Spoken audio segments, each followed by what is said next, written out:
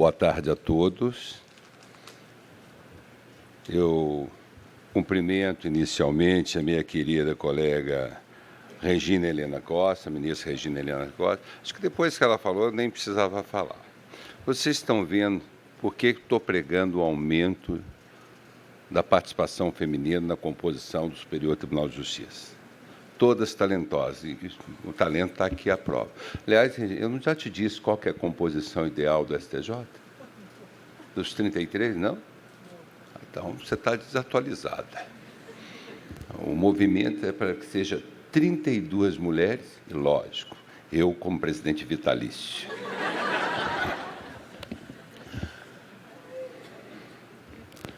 Vai ser maravilhoso.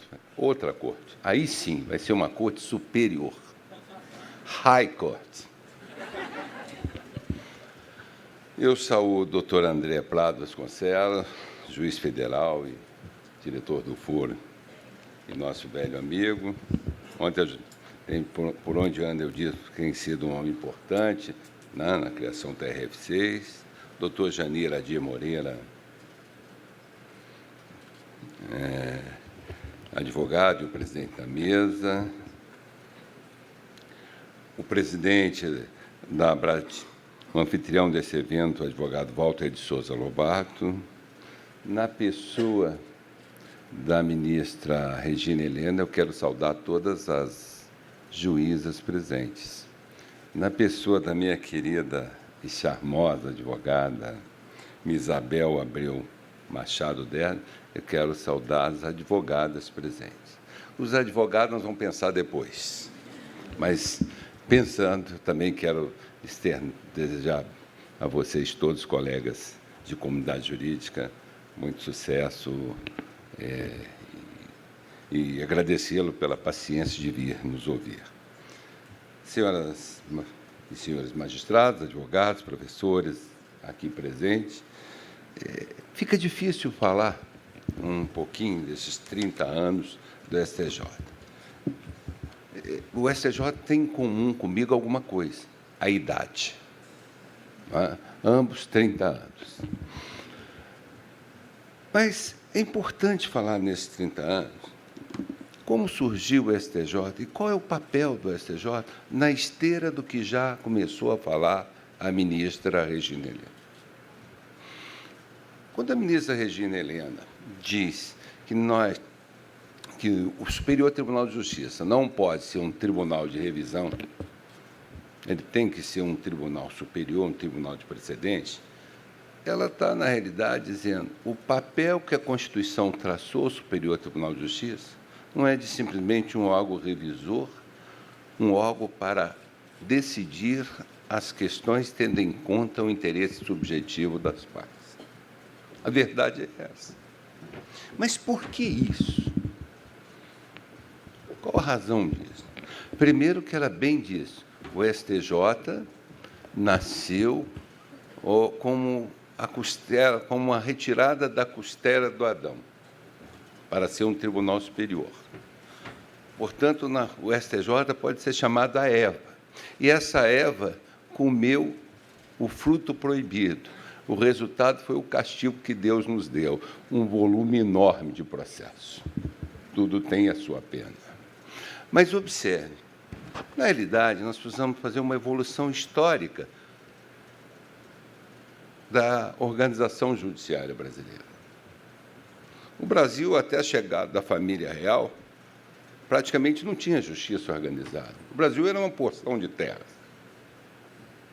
O Brasil ganha um outro status, uma nova dimensão, graças a Napoleão, que afugentou a família real de Portugal para o Brasil. E aqui, se instalando a coroa, fundou o Banco do Brasil, se organizou justiça, se criou faculdades, e o Brasil, ao contrário dos demais colônias portuguesas na África, o Brasil atingiu um outro status de desenvolvimento. Portanto, eu sempre digo, o Brasil que temos é o Brasil que começa em 1808, com a chegada da família real. Mas observe, o Brasil passa por um sistema de monarquia. Se organiza com o grande imperador, Dom João VI, que é derrubado pela Proclamação da República. E a Proclamação da República traz uma nova ordem jurídica ao país. Uma Constituição, agora, muito similar à Constituição norte-americana. Aliás, a Proclamação da República, inspirada na organização política do direito na organização política do Estado norte-americano. Pois bem, lógico que o Brasil, ao contrário dos Estados Unidos, tinha uma composição muito diferente na sua organização até então. A começar pela diferença da federação. A Federação Norte-Americana se constitui com a cessão de poderes dos estados para um poder central. A Federação Brasileira, o Brasil era um país unitário que descentraliza, transformando as instâncias ou as províncias em estados com alguma, eu digo alguma independência, alguma muito distante da independência que detinha e que detém os estados norte-americanos. Não se pode comparar. E aqui prestem bem atenção. Nos Estados Unidos, a grande quantidade de legislação é local, é estadual. No Brasil, a legislação que pauta a vida do cidadão brasileiro é federal, ou melhor, nacional. É o Código Civil, tem um Código Comercial, é o Código do Consumidor, é o Código Penal, é o Código dos Menor. Então, observe, nós temos uma infinidade de legislação federal e infraconstitucional, uma Constituição e uma quantidade enorme de leis federais. Já a República Norte-Americana é diferente. Ele tinha leis federais, ou detém, numa quantidade muito menor proporcionalmente do que o Brasil. Daí a importância da gente observar a estrutura judicial dele. Os estados têm uma corte de apelação e têm uma corte constitucional. Todos os estados têm uma corte de apelação, uma corte constitucional. Porque, e é comum a gente dizer, tal conduta é crime num estado e não é no outro. Os contratos se regem, ora, por legislação federal e, na maioria das vezes, observando a legislação estadual. A gente vai encontrar Nova York com a melhor legislação de contrato da República Norte-Americana, por isso sempre se escolhe a legislação de Nova York para regulação de contratos internacionais. Então, nós temos realidades diferentes para uma organização similar. Mas observe, diante dessa composição, a justiça americana, a Corte Americana, que surgiu exatamente para interpretar a lei federal de modo uníssono, para espancar as divergências existentes entre a interpretação dos diversos estados, cada corte interpretando de um modo diferente, vai levar a balbúrdias naquele estado. A Corte surge com esse propósito. Mas essa Corte americana, a Suprema Corte Americana, ela surge e começa a atuar de uma maneira relativamente tímida, com medo de invadir a competência dos estados, com medo de invadir a competência legislativa do Congresso norte-americano. Até que surge, até que essa Corte se proclama importante, fixa a sua competência, estabelece que ela tem toda a legitimidade para exercer o controle das leis federais e o controle de constitucionalidade, no famoso caso Marbury versus Mercer, no voto de Marshall, de todos nós, estudantes, conhecidos. Surge, então, uma nova e verdadeira Corte Constitucional dos Estados Unidos a partir deste julgamento.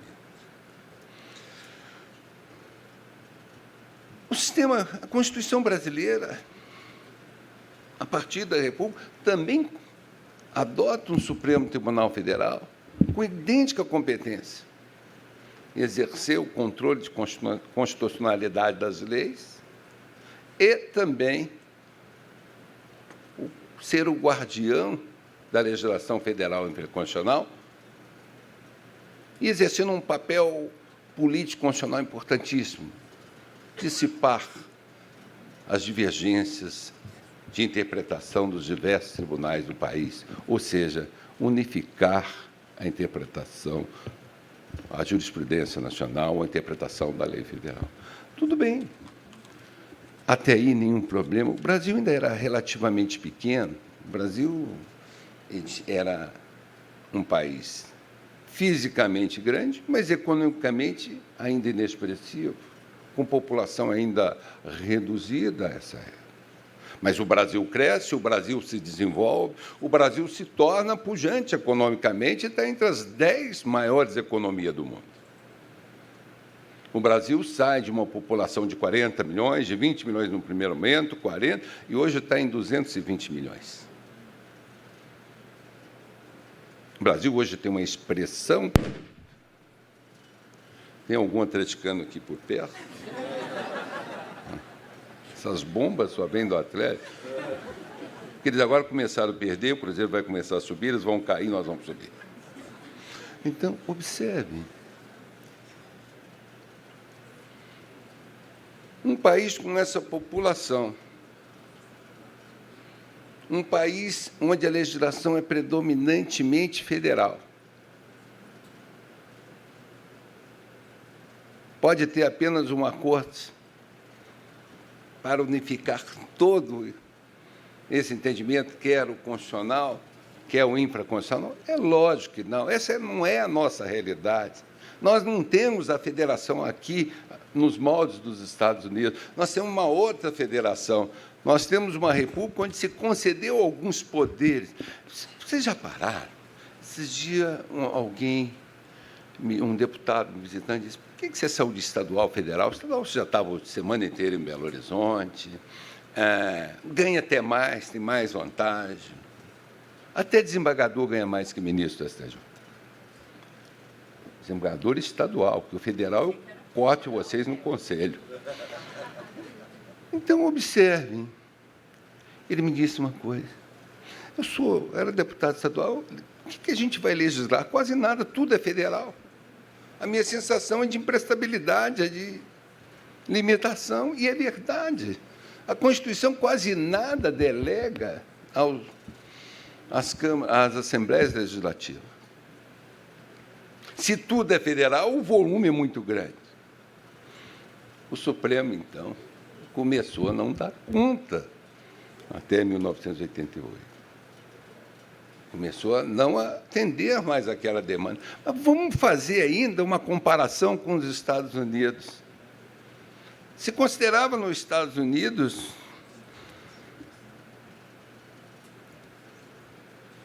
o acesso às cortes e à Corte Superior Judicial Review um direito cidadão. E a Corte começou, a Suprema Corte começou a entender os ministros, começaram a entender os ministros que era inviável, eles não dariam conta e não conseguiriam desincumbir do seu mistério com aquele volume. E pleitearam e conseguiram uma lei, e esta lei criou um instituto do rei dissertatório, que, na realidade, deu à Corte a discricionariedade, o poder de escolher as causas que, segundo ela, seriam relevantes e mereceriam pronunciamento da Corte Constitucional, da Suprema Corte. Em 1925, esses poderes são aumentados. Esse instituto, ao mesmo tempo que ampliou a competência da Suprema Corte, deu-lhes o poder de serem discricionários. Olha,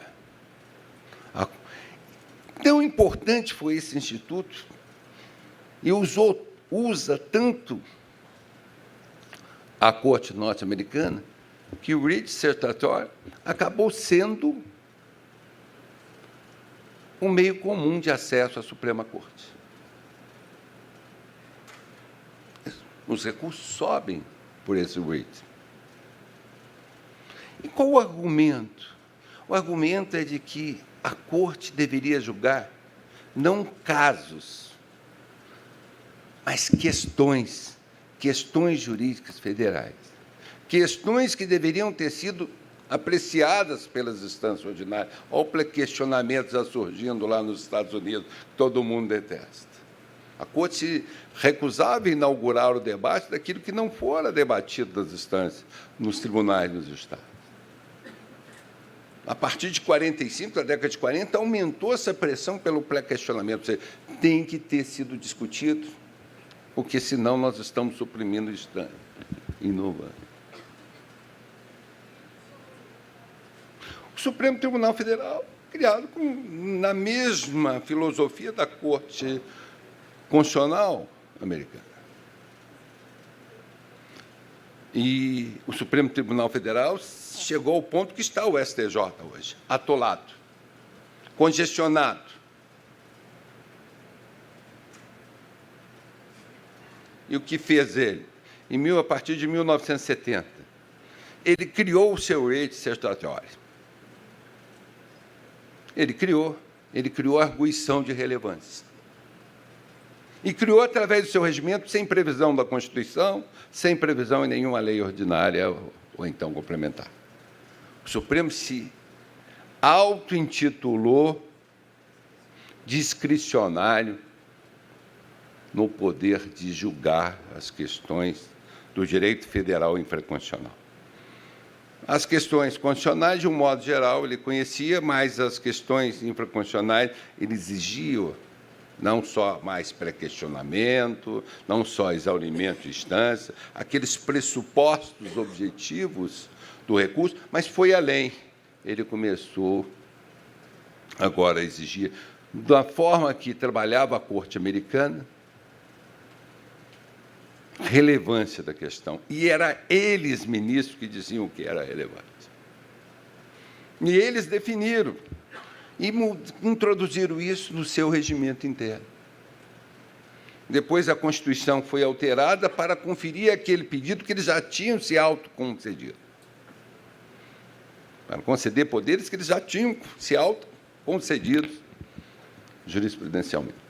Mas, observe bem, essa posição do Supremo Tribunal Federal gerou uma tensão enorme entre o direito de recorrer e o poder da Suprema Corte escolher os casos a serem julgados. A reclamação foi geral. Na realidade, eles tinham criado um writ of certiorari, melhor dizendo, tinham criado um writ certiorari, primeiro por discricionariedade deles. Criaram a discricionariedade por discricionariedade. Segundo, depois veio a lei. E a lei deu ao Supremo Tribunal Federal, à Constituição, o poder de escrever no seu regimento em quais hipóteses seriam cabíveis o recurso extraordinário. Ele, antes da lei lhe conceder a hipótese, ele fez uma emenda regimental dizendo não cabe recurso extraordinário em tais matérias. Depois ele modifica, com base na Constituição, para dizer as hipóteses que caberiam. E a verdade é que o nosso Supremo virou uma Corte Constitucional americana. Quase nada subia até então. Mas o volume no Brasil era muito maior de demanda. A demanda aqui, em número de recursos, é infinitamente maior. Não pense os senhores que nos Estados Unidos eles julgam 100 casos, 90, bem da verdade, por ano, e que só chegam 90. Chegam 12, 15 mil. Tem lá um NARER também, um núcleo de admissibilidade para fazer a triagem, que não é feito pelos próprios ministros, muito raramente. Por isso, eles pinçam os 80. Aqui no Brasil, o Supremo fez isso. Bom, a reclamação geral. A lei federal ficou não unificada, violada num estado, violada em outro, ou a gente nem sabia se tinha sido violada, porque a gente não sabia qual a interpretação que prevalecia. Até porque, quando a interpretação era considerada razoável, não cabia recurso. Bom, foi o fim da paz jurídica. Lógico. O que surge, então, como pressão? Olha, nós precisamos abandonar o modelo americano. Foi isso que aconteceu. Nós precisamos abandonar um modelo americano e criar uma corte nos moldes europeus, uma corte de cassação. Assim como tem a França sua corte de cassação, lá de uma corte constitucional, que já modificou a corte constitucional deles, que antes só fazia um juízo prévio de admissibilidade. Assim como tinha a Áustria, a sua corte de cassação, criada por a genialidade de Kelsen, que faz surgir o controle concentrado da constitucionalidade, porque a Corte Americana só conhecia o controle difuso. O Brasil começou o controle difuso, depois estabeleceu um tímido controle concentrado, tímido porque só o Procurador-Geral, inicialmente, da República poderia, depois ampliou um número muito restrito quem poderia arguir em constitucionalidade pelo modo concentrado, até que se ampliou em demasia hoje. Mas o controle concentrado hoje passou a ser a regra no Brasil, se a gente bem examinar a quantidade de julgamento que temos em matéria de constitucionalidade no Supremo Tribunal Federal. Pois bem, então, era preciso... A França tinha uma corte constitucional, uma corte de cassação. A Itália, uma corte constitucional, uma corte de cassação. A Áustria, do mesmo jeito. Ou seja, o direito, lá um direito nacional, alguns países unitários, era controlado por uma corte de cassação. Pois bem, fez-se isso no Brasil. Lógico, deveriam ter tirado tudo que não era controle de constitucionalidade do Supremo naquela época, ter transferido alguma coisa para o STJ, outro para os tribunais regionais federais que estavam em criação e outros para os tribunais de justiça. O que não pode ter é Supremo julgando matéria penal como tribunal de primeira instância. Isso é uma deformação do sistema. Pois bem, então, surge a esperança. Vamos criar um tribunal e nasce o Superior Tribunal de Justiça com a competência prevista na Constituição Federal. Preste bem atenção. A competência do Supremo, do STJ, como é estabelecida pela Constituição. Só a Constituição estabelece os recursos cabíveis para esses tribunais. E, ao criar, não criou nenhuma vinculação, nenhuma subordinação. No direito federal infraconstitucional, o Superior Tribunal de Justiça é o soberano, é a última palavra. O Supremo é inconstitucional. Por isso, não cabe ao Supremo dizer se houve ou não violação da lei, porque ele não tem competência para isso. E, se os ministros tiverem juízo, não vão aceitar. Não vão se subjugar, porque acabam com a autonomia e com a soberania do Superior Tribunal de Justiça. O que me preocupa? A parte é que não tem culpa, ela fica no limbo. A parte fica no limbo. Talvez julguemos, mas julgar o quê? Se eu não disse que não tem violação, não tem lei federal. Vou julgar a matéria constitucional? Eu não posso julgar. Eu posso julgar. É errado falar que o Superior Tribunal de Justiça não pode conhecer de matéria constitucional. Ele não pode conhecer na matéria constitucional alegado pela parte no recurso, porque deve fazê-lo através do recurso ordinário. Mas eu, como juiz, posso entender que a norma é inconstitucional e arguir a inconstitucionalidade. Levar para o plenário. Nenhum problema. Nós podemos fazer o controle concentrado de constitucionalidade desde que iniciativa dos ministros da Casa, diante do caso concreto. Porque eu vou aplicar uma norma que eu reputo irrita, nula, de pleno direito. É lógico, não tem cabimento. Então, surge o Superior Tribunal de Justiça. Bom, eu disse que a Eva comeu a maçã, o fruto proibido, e foi castigado. Nós todos fomos castigados. E Deus castiga. O povo mineiro foi castigado porque colocaram aqui o time do Atlético Mineiro. Não é verdade? O Rio, porque puseram o Flamengo e o Vasco. Então, observe, meu senhor. Não, mas desses times ruins, tem torcedores que um dia vão evoluir e virar cruzeirense. É a minha esperança com você, Isabel. É a minha grande esperança. Mas observe. O Superior Tribunal de Justiça se empolga. nasce com essa missão e abre demais a admissibilidade.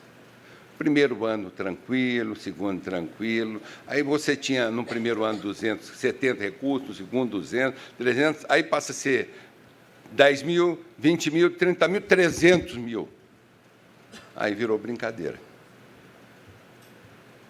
300 mil, como são 30 dos 33 superiores de justiça que julgam, porque 3, um é corregedor, outro é vice-presidente, outro é...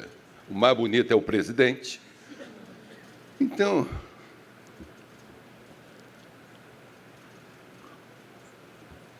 nós temos, em média, mais de 300 mil, nós temos 360.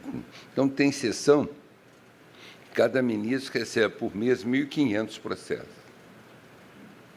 ou seja, 1.500 recursos. Eu digo, é brincar de julgar. A mesma petição inicial, a mesma petição de recurso, a mesma sentença lá dada pelo juiz de primeiro grau, a mesma sentença no Tribunal de Justiça, a petição modelo do recurso, tudo isso é essa brincadeira no Brasil. E chega lá no STJ, a gente também já tem os modelos, isso é um absurdo falar que o Tribunal Superior tem modelo, claro, nesse volume, os iguais têm um modelo, você põe lá o funcionário mais fraco, os estagiários, que não devia estar lá, aquela causa não devia estar lá, está lá porque é para negar, porque não devia estar lá. Há pouco tempo nós julgamos uma casa. Eu chamei até a atenção dos colegas, ainda por entrar nesse mérito, uma briga de condomínio, se o condomínio tinha que não tinha que admitir cachorro. Isso não é matéria a ser julgado no Superior Tribunal de Justiça. Isso não é matéria relevante para o Superior Tribunal de Justiça. Quer dizer, onde nós vamos parar? Que repercussão é essa? E certamente devia ser cachorro de raça, se é poodle, vai poder vamos definir, pode, mas desde que seja um poodle, um Yorkshire, não pode ter o vira-lata. Só falta a gente assumir esse controle. Então, observe bem, a Corte solta, como veio ao longo desses anos, ela não está cumprindo mais o seu papel, porque tudo tem que ser julgado. Você tem que gastar uma energia tremenda. Aí, quando chegam os casos relevantes, vão ser demorados, porque o caso relevante, ele demora. Você tem que estudar. Eu já demorei 6 meses para conseguir fazer um acordo. Todo dia eu visitava, ficava na minha casa, toda noite eu sentava, não achava uma solução. Se vocês me virem falando pela rua, caminhando sozinho, ou alguém foi na minha casa escutar falando no banheiro, eu não estou louco, não, eu falo mesmo. Eu trabalho conversando. Foi chegando uma caminhada, tomando um banho, eu achei a solução. 6 meses eu gastei para achar a solução. Lógico, não preciso dizer que a solução, dentro da minha modéstia, foi brilhante. Né? Então, observe, nós temos causas desse JAES, dessa natureza. Nós precisamos de tempo. As causas relevantes, nós precisamos pesquisar, a gente precisa analisar, a gente tem que saber como está o pensamento, como que está o substrato social. Não é saber pela WhatsApp como vai ser julgado, porque aqui o Brasil agora, antigamente, tinha 80 milhões de técnicos, hoje tem 220 milhões de juízes. Todo mundo quer decidir como o Supremo deve fazer na Lava Jato. Se dá efeito prospectivo, se não dá, se julga a favor, se julga... Todo mundo é juiz no Brasil. Mas engraçado que eu jogo tênis todo sábado e domingo, e depois do tênis tem aquele happy hour, onde a gente senta, bate o papo. Eu sou sempre o voto perdido, porque o médico sabe mais que eu, o engenheiro sabe mais que eu, todo mundo decide as causas. Só eu não sei o que ele sabe. Então, observe. E é lógico que isso é uma consequência do julgamento na televisão, que não tem outro mundo. E do comportamento de ministros que saem aí a brigar por fora. Isso acaba vulgarizando a justiça, fazendo com que ela não tenha o devido respeito, como não está tendo. Então, é hora da gente recuperar esse prestígio com a conduta adequada de magistrado. Então, observe, senhores, o STJ está congestionado. Bom, o que é um Superior Tribunal de Justiça? Predominantemente um Tribunal Superior de Precedentes, mas ele também é um tribunal de primeira instância, quando julga a ação penal o desembargador, quando julga o conselheiro de contas, quando julga em mandado de segurança os atos contra ministro de Estado. É um tribunal de primeira instância, onde cabe até o RDR, nesse caso. É um tribunal de precedentes, prioritariamente, porque o seu grande substrato é o recurso especial.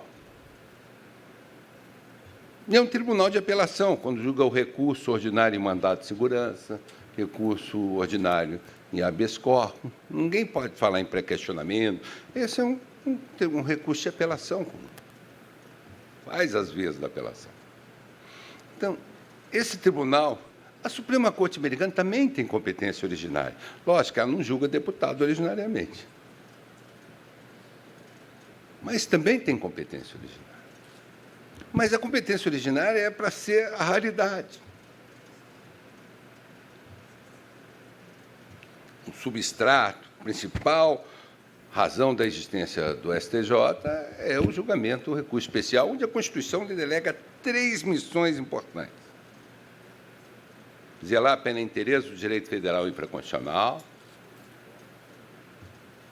unificar a jurisprudência ante a divergência entre os diversos tribunais jurisdicionados do país e ser, num juízo axiológico neutro, ele cabe controlar a legalidade quando um ato local contraria a lei federal. Ato, não lei, que lei, questão de competência, foi deslocado na emenda 45 para a competência do Supremo Tribunal Federal. Bom, dentro dessa realidade, nós temos que agora refletir qual é o papel do Superior Tribunal de Justiça. É um órgão de revisão? Não nasceu para isso. E aqui eu quero chamar a atenção. O STJ já exerceu um papel de corregedoria nacional antes de ter o CNJ. Conhecia de recursos para corrigir as porcarias que faziam os tribunais dos estados aí, alguns do Nordeste, principalmente. Não só lá, mas lá. Lembra aquela condenação que rombaram o cofre do Banco do Brasil, que no final reduziu zero, aquele escândalo nacional? Por acaso o advogado do banco era eu, quem chamou a imprensa foi eu, e o único recurso que deu certo foi o da imprensa. Não era eu. Porque lá todos os recursos aviados foram indeferidos, liminarmente. Só não conseguiram saquear o Banco Brasil, porque ele tinha um grande advogado, 1,86 m, desviamos o dinheiro na madrugada para a Caixa Econômica. Deixamos o cofre vazio, só com moedinha. E a gente sabia o que estava atrás. A gente sabia que vinha atrás. Eles deram uma condenação de 10, 15, eu não era nem ministro, 20 anos atrás, uma condenação de 200 milhões de reais, mas eles pegariam 10 e não devolveriam, o dinheiro sumiria. Não levou nada, que no final foi provido. E sabe o que era a ação? Dano, porque o cidadão tinha 50 títulos protestados, o Banco Brasil protestou mais um. Dano moral. Então, observe, não é papel do Superior Tribunal exercer esse papel de corregedor. Não é papel do Superior Tribunal de Justiça ser um tribunal de revisão. Não estou satisfeito com a decisão, vamos recorrer ao STJ. E aí a Corte Constitucional Americana, filosoficamente, trabalhou muito bem. Não. Uma Corte Superior, uma Corte Constitucional, ela não julga casos concretos, ela julga questões federais. Questões federais relevantes. Por isso eu não conheço ela não conhece uma série de recursos. Ela não está preocupada. Vai causar uma lesão a essa parte. Isso não é problema da Corte. A Corte quer julgar uma questão que transcende, como diz aqui já a ministra Regina, é a melhor definição de relevância, que transcende o direito subjetivo das partes, para expressar um interesse geral. Não o interesse público no sentido do Estado, mas o interesse público na justa aplicação do direito. Corte. Calamandrei tinha uma expressão muito adequada. Nesses recursos de natureza extraordinária, na verdade, o Estado pega uma carona no interesse privado da parte para expressar o interesse público na justa e correta interpretação da lei federal. Esse é o papel do tribunal. Agora, eu pergunto, Essa situação levou o STJ, levou o legislador a socorrer o STJ, e aí nós começamos a criar remendos, recurso repetitivo, o incidente de recurso repetitivo. Isso foi criado na Alemanha para as cortes de apelação. Como é que um tribunal que tem a missão constitucional de dar a última interpretação da lei federal ou de unificar a jurisprudência, uma vez feito, depois de julgar 5, 7, 10 casos, pacificou, como é que o tribunal vai rejulgar tudo de novo? Tudo começando novamente, tudo chegando. Isso não é papel de um tribunal, isso é brincadeira de justiça. É lógico que não é papel do superior. Então, começaram-se os remendos. Vamos fazer o recurso repetitivo, porque nós temos teses idênticas, paralisamos, e aí vem a lado. Tudo no papel é bonito. Vamos paralisar. O relator pode suspender o julgamento, aí suspende. Quando é no Supremo, esquece. A parte dançou. Se for no STJ, agora está demorando um ano e meio. Nós vamos julgar. Nada contra o Supremo, estou mostrando a realidade. Olha a arguição de relevância que suspende no Supremo.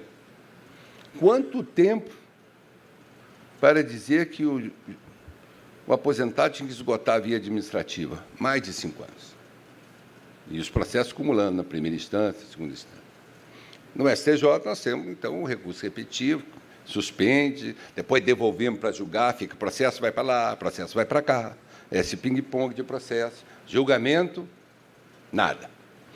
Então, agora, o STJ já julgou muito, tem muito. Eu me preocupo muito com a precipitação de afetação de recurso repetitivo, como afetação ao Corte Especial, comentava isso agora com a professora Misabel. Essa semana chegou na Corte uma tese nova pela primeira vez no STJ. Eu falei, mas como que não vamos jogar essa primeira vez na Corte? Poxa, é preciso a tese amadurecer nas turmas, porque depois de jogar aqui nós não podemos mudar e nós erramos. Nós podemos errar e nós erramos. Quantas decisões nós arrependemos?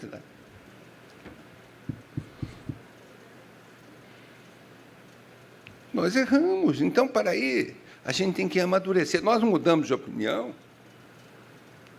Nós mudamos de opinião. E graças a Deus que mudamos.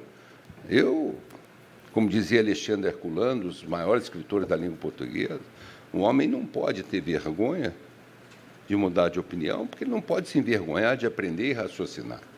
Agora, nós não podemos mudar de opinião todo dia e nem imediatamente, porque nós deixamos de ser um fator de segurança, que é o propósito, um dos propósitos, dos vetores do direito, para nos tornarmos um fator de insegurança.